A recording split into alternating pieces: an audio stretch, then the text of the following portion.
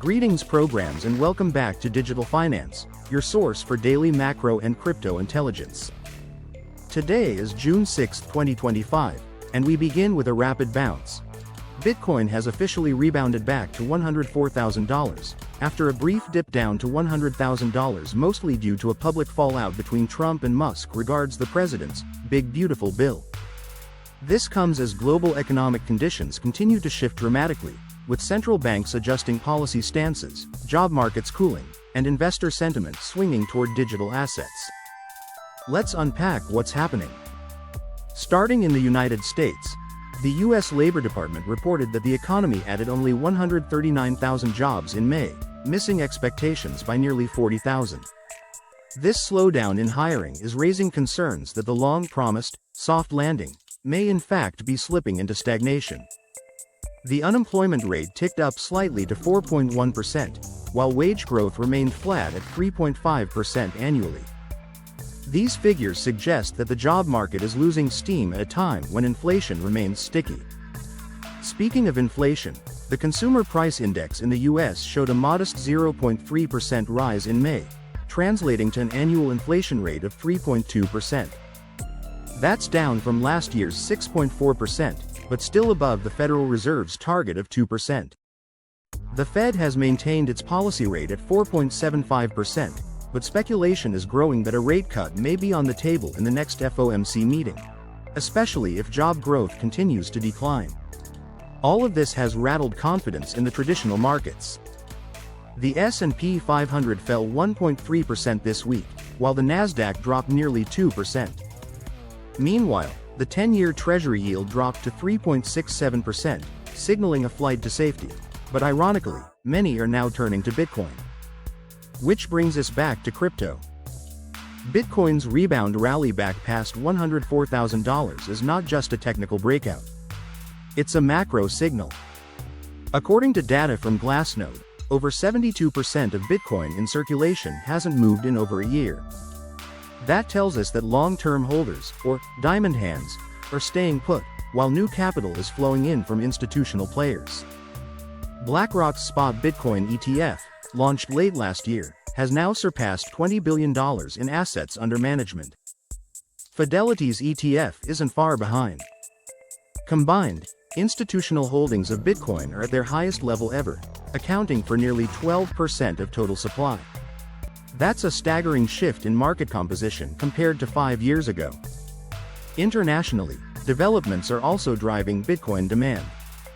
In the UK, the Financial Conduct Authority announced a proposal to remove the ban on crypto exchange-traded notes, ETNs, for retail investors.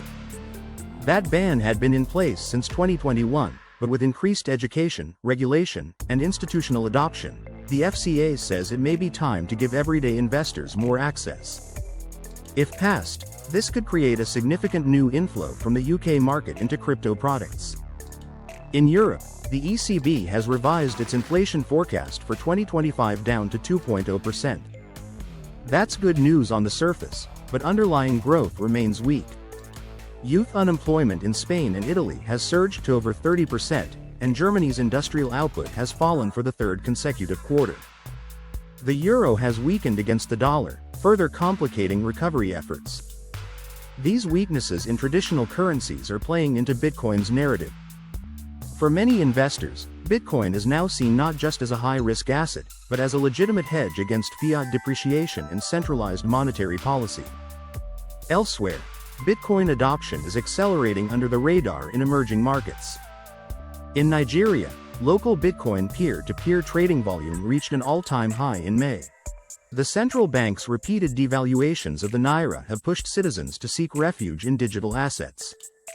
In Argentina, where inflation is still running at over 100% annually, Bitcoin is increasingly being used to preserve purchasing power. And in Turkey, despite a 50% policy interest rate, the lira continues to slide, further fueling crypto demand. In China, capital controls remain tight, but Bitcoin usage persists. Despite the government's crackdown on mining and crypto exchanges, peer-to-peer activity has quietly surged. Chinese investors are using VPNs, OTC desks, and stablecoins to gain exposure to Bitcoin, viewing it as one of the few ways to protect wealth from domestic instability. Zooming out, what we're witnessing is a convergence of economic fragility and decentralized finance opportunity. Bitcoin's rise isn't just a chart pattern. It's a referendum on the current financial system. Traditional markets are showing their age. Global debt has crossed $315 trillion. Currencies are losing value. Central banks are running out of options. And geopolitical tensions, from Taiwan to Ukraine, are adding uncertainty to an already unstable system. Bitcoin, on the other hand, offers predictability. A fixed supply. A decentralized network. No central authority. No inflation knobs to turn. No interest rate levers. Just 21 million coins, mined at a transparent, algorithmic pace. This simplicity, this mathematical honesty, is what's drawing not just tech enthusiasts, but pension funds, sovereign wealth funds, and even conservative asset managers into the fold. The question now is, can this rally be sustained? Some analysts believe the next resistance level is $120,000, with short-term pullbacks likely. But structurally, the narrative has shifted. Bitcoin is no longer just a speculative asset. It's becoming a foundational component of a new financial order. We're not just talking about price action. We're talking about paradigm shift. From centralized to decentralized. From opaque to transparent. From manipulated to algorithmic. And while Bitcoin still has challenges, scalability, regulatory hurdles, and environmental concerns among them, the momentum is undeniable. That's it for today's digital finance news. If you found this update valuable, don't forget to like, subscribe, and turn on notifications. We'll be back tomorrow with more insights on crypto, macro, and the future of digital money. Until then, stay informed, stay curious, and stay sovereign.